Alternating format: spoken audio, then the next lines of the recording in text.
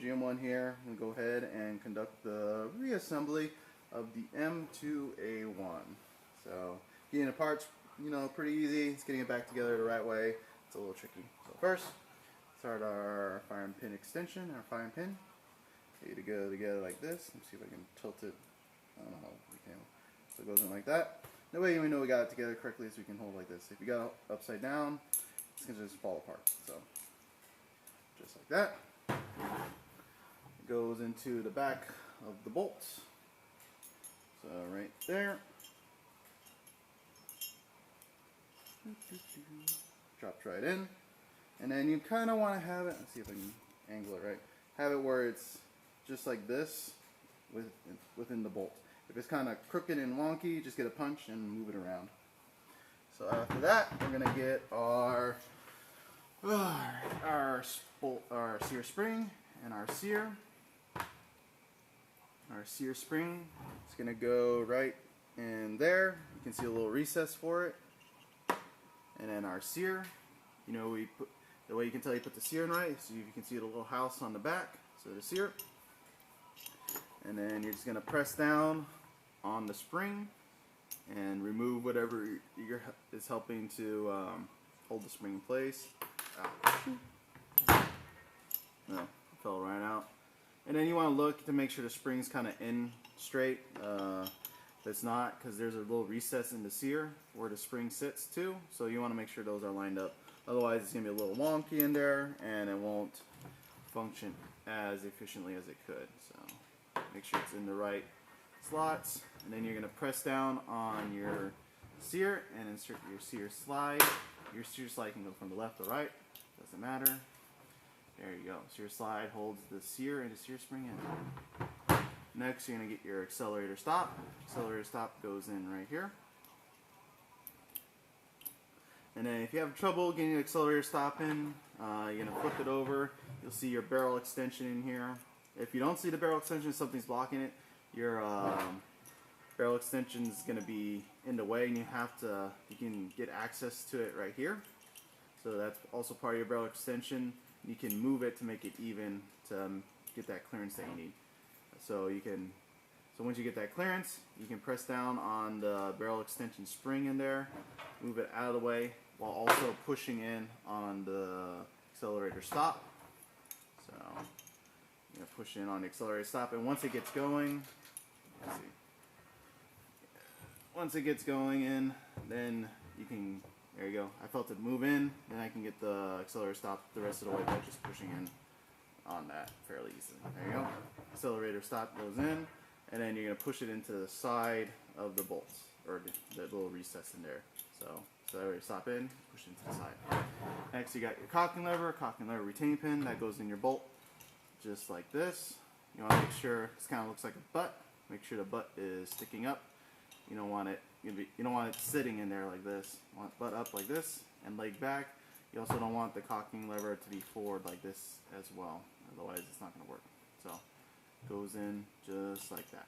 And then you're going to line up the hole right here, the hole in the cocking lever. Put the cocking lever retaining pin in to hold it. Cocking lever retaining pin has to go in looking this way from the left to the right. You can't put it in on this side.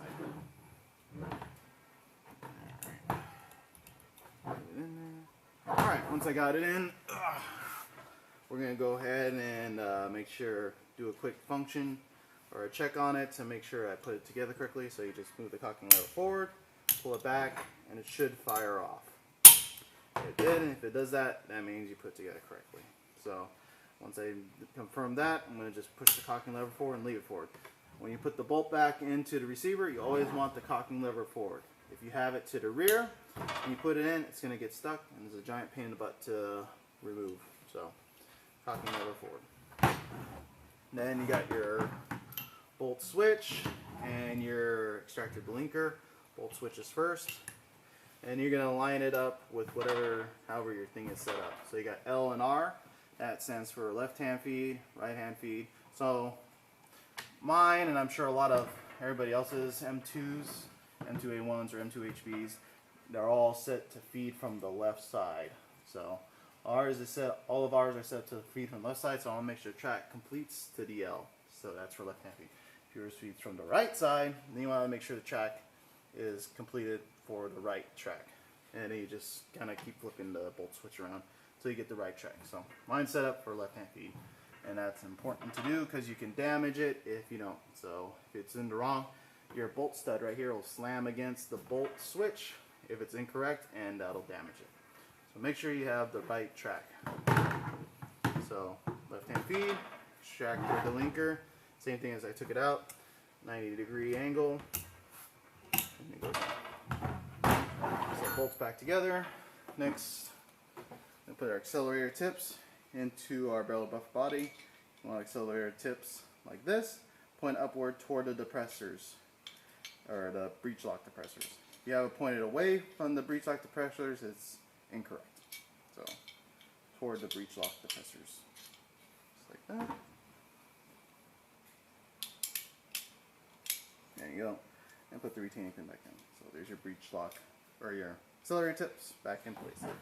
Next, you can put your barrel buffer into your barrel buffer body. On the barrel buffer, you got this little notch right here. It's going to line up with the track. At least that's what I use for a reference. Line it up as best you can, and then kind of twist and wiggle so it goes in place. Alright, next we're going to get our barrel extension connected to our barrel buffer body and barrel buffer. So there's three things that go on here. Let me see if I can get a good angle. Here we go. Alright, so this will be a good angle. So first thing that needs to connect, or one of the things I need to connect, is the breech lock depressors need to go into the slot right there.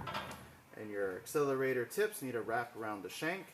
And then also your shank is connecting right here with your barrel buffer. So all three of those things have to marry together to make a happy gun.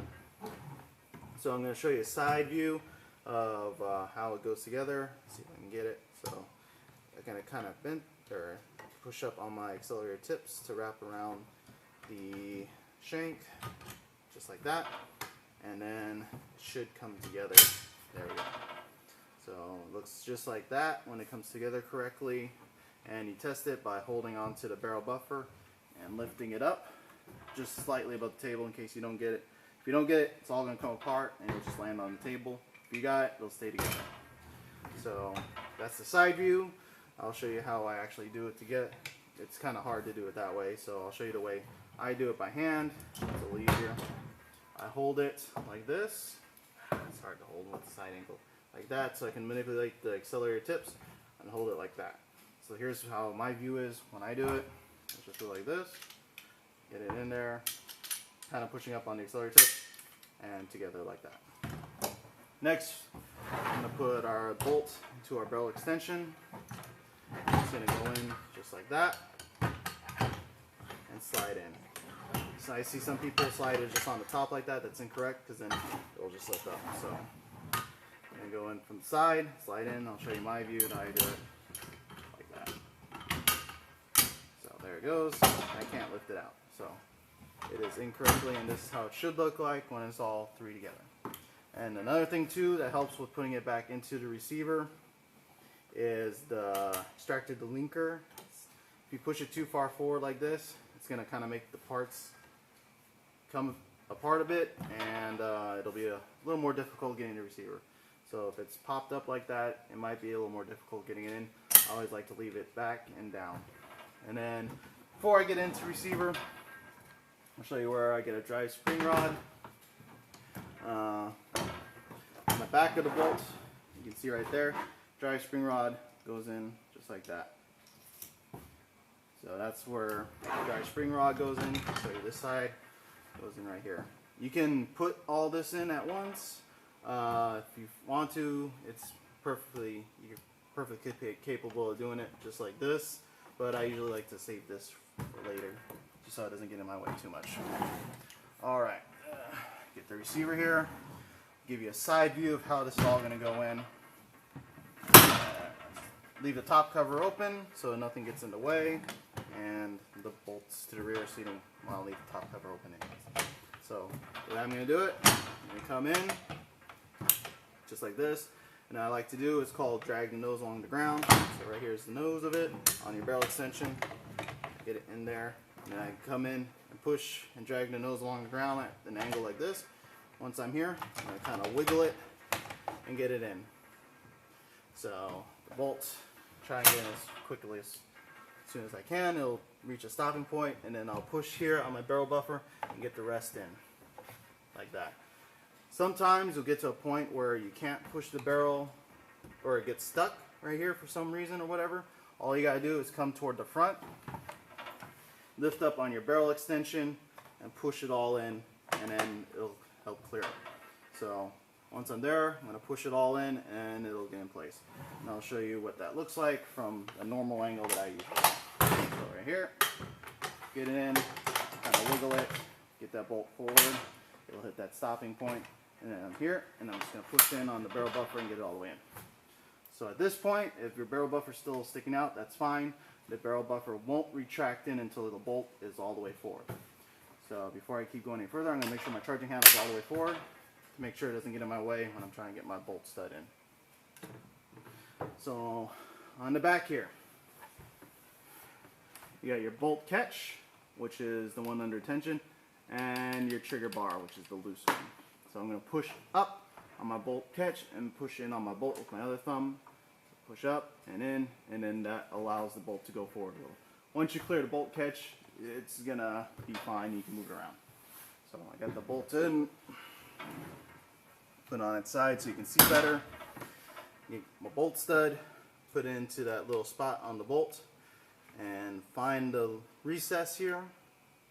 Line up the bolt stud with that recess or notch, whatever you want to call it, and it'll drop right in. I'll help push it in case it's having trouble. So once my bolt stud's in, I'm going to push it forward a little. And at this point, I can just slam the bolt stud, just use my hand and slide it all the way forward. If your charging handle is out of it, you might get stuck here, so it won't go and you're still confused why everything's not going forward. Just make sure you bump the charging handle forward, and then you can slide the rest of the bolt and everything forward. And then you'll see the barrel buffer slide into. So you know what I'm doing here. I'm going to show you what it looks like normally up here. So normally I have it like this. I got my thumb behind the bolt stud, and right there, everything goes in nice and easy. Driving spring rod, put it in that one spot on the back of the bolt that I told you about earlier. You might have it in already, but I like to do it here. So the thing about the dry spring rod too, you got this little recess right here for your back plate. This pin could get caught into the recess, so if you're here and you're pushing, it's not going to go anywhere. So what you need to do is have your driving spring rod toward the middle, push in, and then get it into that little hole on the side wall of the receiver with this pin. So it's going to look like this. And middle, push in, and then right there, I got it caught into the recess, or the hole, whatever it is, in the side of the receiver. Push it in all the way. So now that the dry spring rod is properly in that hole. Alright, we got our back plate assembly. For putting our back plate on, it's pretty simple. All you gotta do is hold out on the back plate release latch lock. Just hold that out and slam it down. You don't have to lift up on this. This will just like clear that ledge while you're holding it out. You just need to make sure that the latch lock is out so that this can pop out into place. So put it right here. Hold out on the latch lock. It's gonna slam, well, not slam it down, but forcefully put it down so it'll clear, and it's in place. So I know it's in place because it's smooth right here. It's not protruding out.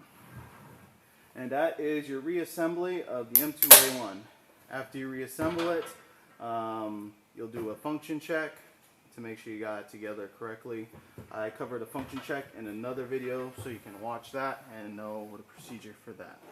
Alright, thank you for watching. Bye.